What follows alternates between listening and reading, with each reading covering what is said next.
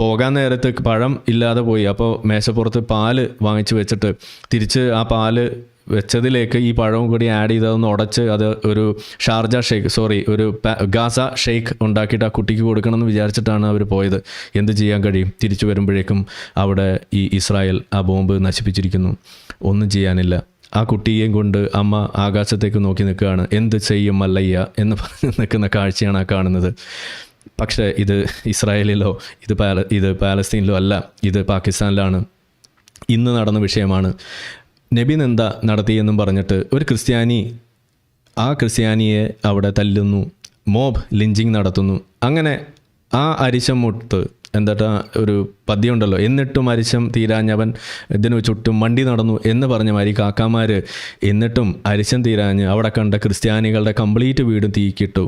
അങ്ങനെ വീട് തീയിട്ടപ്പോൾ മുസ്ലിങ്ങൾ ഇട്ട തീയിൽ കത്തിപ്പോയ ക്രിസ്ത്യാനി